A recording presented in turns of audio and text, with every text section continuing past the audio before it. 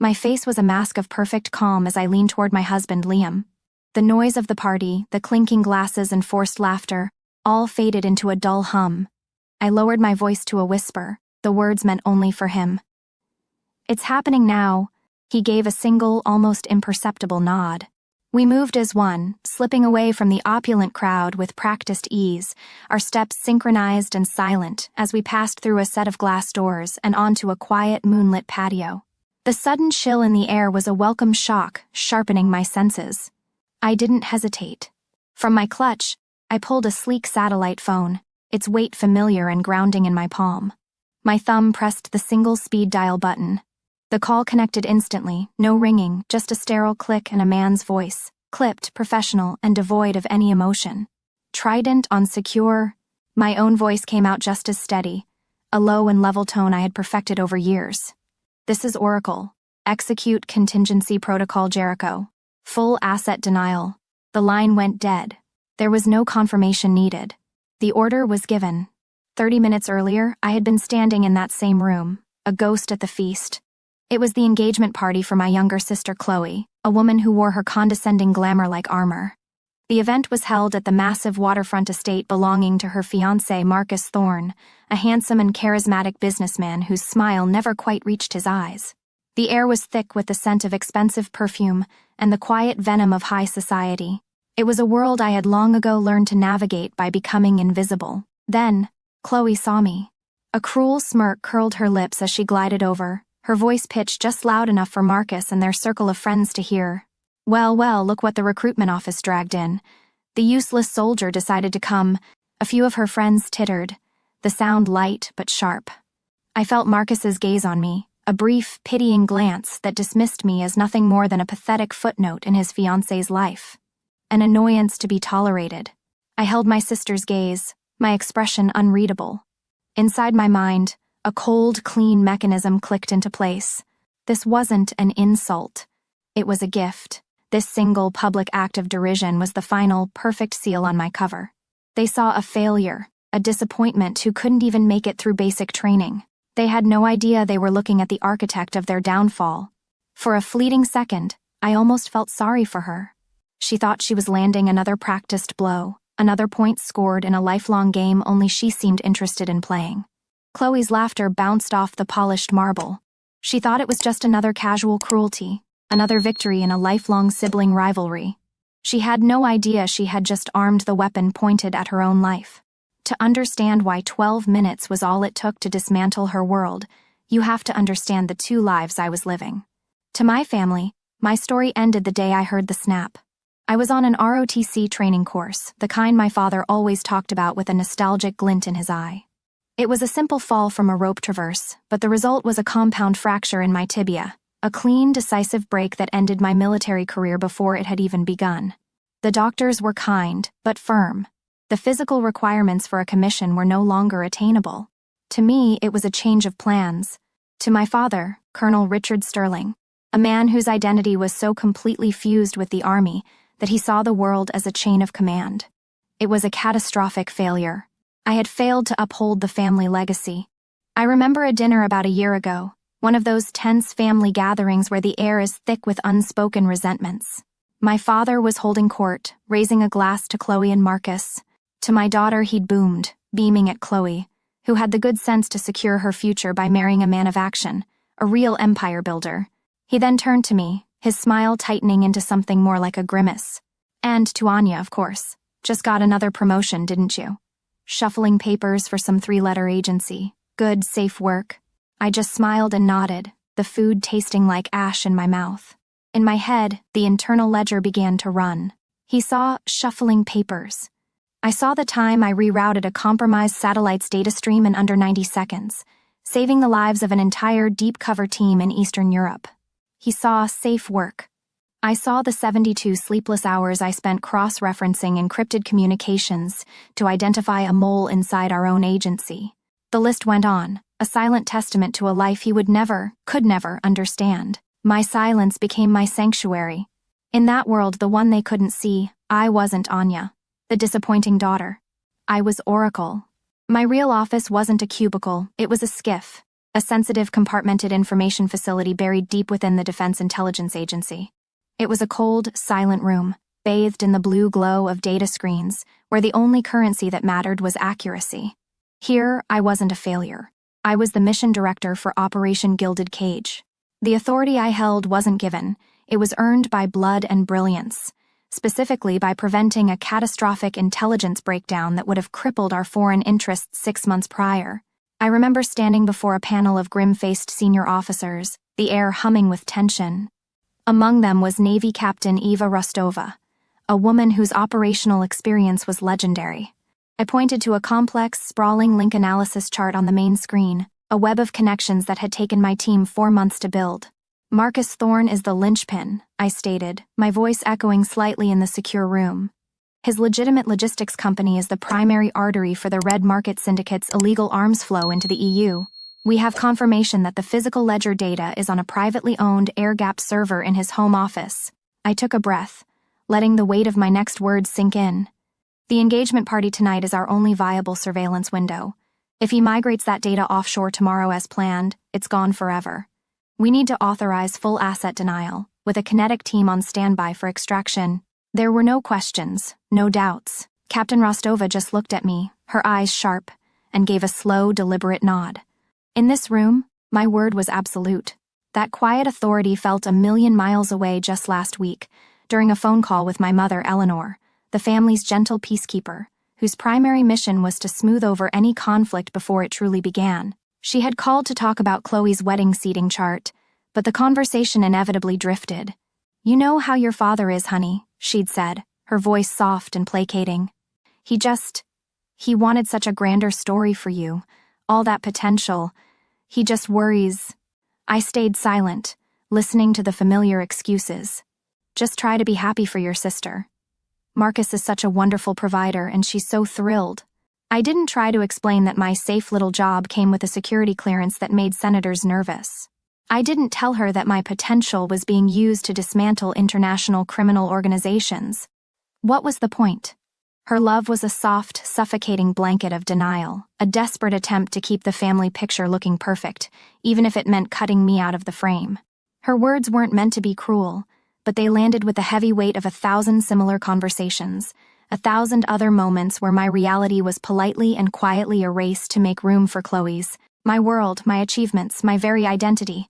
They were simply too complicated, too strange to fit into their neat little narrative. For years I had tried to earn their approval in their language, the language of salutes and service ribbons. But they only understood status and power. So I decided I would finally speak to them in the only language they truly respected. Standing there, amidst the clinking of champagne glasses and my family's casual cruelty, something inside me shifted. The dull, familiar ache of being overlooked didn't flare up.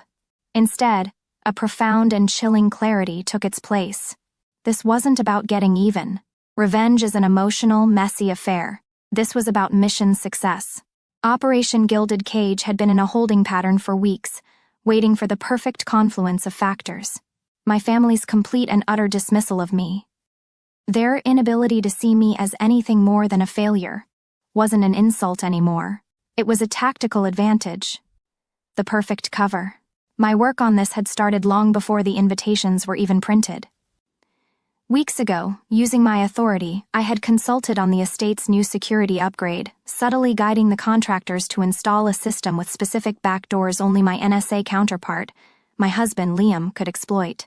I wasn't just a guest at this party.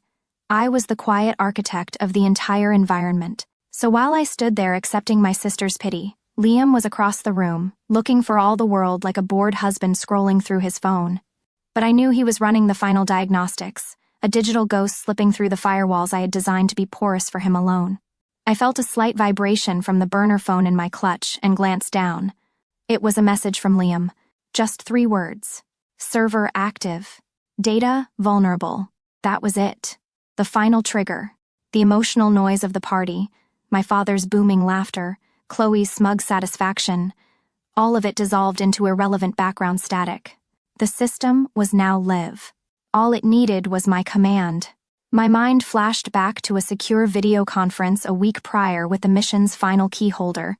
He was the SEAL commander, a man known only by his call sign, Trident, a grizzled, brilliant officer who valued results over rhetoric. He had looked at me through the screen, his expression unreadable but his eyes sharp with focus. "Oracle," he'd said, his voice a low, gravelly hum. "Contingency protocol Jericho is authorized and my team is spun up. The moment you confirm the target is static and the intel is on site, you give the word." He leaned in slightly, emphasizing his point. "We don't ask why, we just execute." His words weren't just reassurance. They were a confirmation of the absolute authority I held in a world my family couldn't even imagine. My power wasn't borrowed from a name or a rank. It was earned, and it was respected by the most elite soldiers on the planet. The invitations had been sent, the champagne was poured, the lies were told. They thought they were the stars of the show. They had no idea they were merely props in mine, and the main event was about to begin. The countdown I had started on that quiet patio hit 0. Right on cue, the elegant strains of the string quartet were torn apart by a sound that started as a low, guttural thrumming and grew into a thunderous, ground-shaking roar. Every head turned. Conversations died in people's throats. 2 matte black helicopters, sleek and predatory like creatures from another world, descended from the night sky. They weren't police choppers, and they certainly weren't news helicopters. They bore no markings, no lights, nothing but an aura of absolute menace. They didn't circle, they dropped with terrifying speed, landing on the perfectly manicured lawn with a final percussive blast of wind that sent champagne flutes shattering and dresses flying. Power had arrived. Before the rotors had even stopped spinning, their side doors slid open. Teams of men poured out, not with the chaotic energy of a raid, but with the eerie, disciplined silence of a nightmare. They were clad in full battle gear, their faces obscured by night vision goggles and helmets, their movements fluid and economical. There was no shouting, no screaming commands, only hand signals and the terrifyingly quiet crunch of their boots on the grass. The partygoers, who moments before had been the pinnacle of high society, were now just screaming, panicked obstacles. The seals flowed around them like water around rocks, their focus singular and unwavering as they bypassed the terrified guests and breached the main house with methodical precision. I watched Marcus Thorne's face. The smug, charismatic mask he wore so well melted away, replaced by the ashen, slack-jawed horror of a man who understood exactly what was happening. This wasn't a random bust. He knew who these men were. He knew they didn't come for anything as trivial as tax evasion or white-collar crime. They came for men like him, and they didn't leave empty-handed. His world, built on a foundation of secret deals and brutal ambition, was being dismantled in a matter of seconds, and he was utterly powerless to stop it.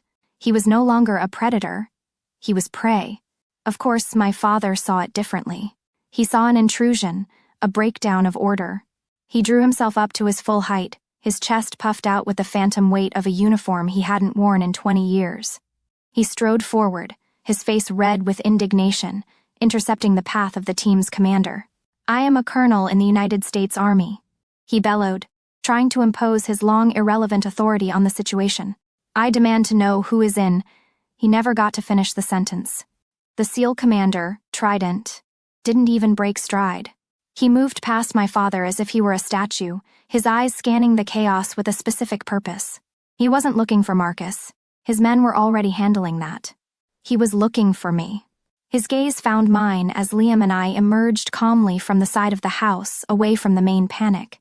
He strode directly to me, his presence silencing the immediate area around us. His men were securing a cuffed Marcus in the background, but Trident's entire focus was on me.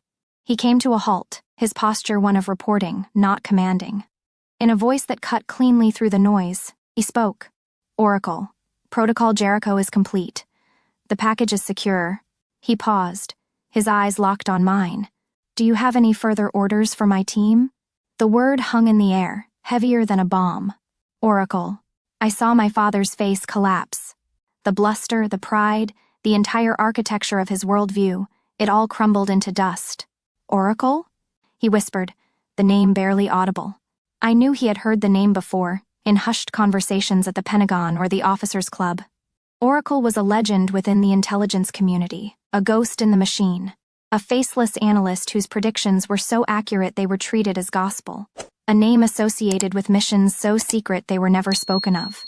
And that name, that legend, belonged to his useless daughter. Then I looked at Chloe. Her mouth was agape, her eyes wide with a terror that had nothing to do with the guns or the helicopters. She was looking back and forth between me, her failed sister who couldn't even make it as a soldier, and Trident, this terrifying warrior who stood before me, waiting for my command. The reality she had so carefully constructed, a world where she was the winner and I was the loser, was short-circuiting, burning down around her. Nothing made sense anymore. As if to punctuate the moment, 2 SEALs dragged a struggling Marcus past us.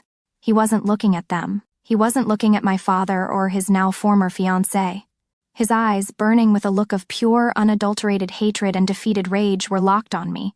In that moment, everyone on that lawn, my family, their friends, everyone, knew exactly who had brought the storm. They finally understood who held the real power. My sister had defined me by a failure in a uniform.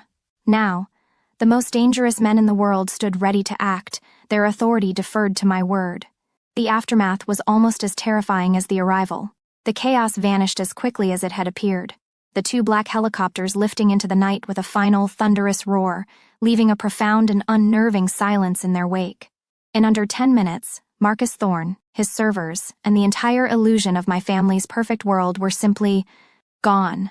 Arriving federal agents, quiet men in dark suits, began cordoning off the property, their movements efficient and impersonal.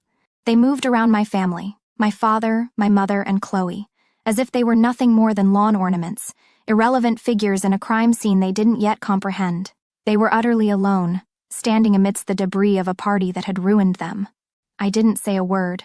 I simply met Liam's eyes from across the lawn, and he gave me that single, understanding nod that I knew so well. We turned our backs on the wreckage of their lives and walked to our car. There was no need to look back. There was nothing left there for me to see. The drive home was silent, but it wasn't the heavy, suffocating silence I had grown up with, the kind thick with unspoken disappointment and things left unsaid. This was a clean silence. It was the peaceful, shared quiet of a mission accomplished, of a job well done. It was the sound of a chapter of my life finally, and completely, closing. 6 months later, I was standing in a different kind of quiet. This was the controlled electric hum of the National Military Command Center, deep inside the Pentagon. The air here was cool and tasted of filtered air and immense gravity. A polished nameplate on the briefing table read, Dr. Anya Sharma, Director, Special Projects DIA. The success of Operation Gilded Cage hadn't just been a victory, it had been a key that unlocked a new level of my career.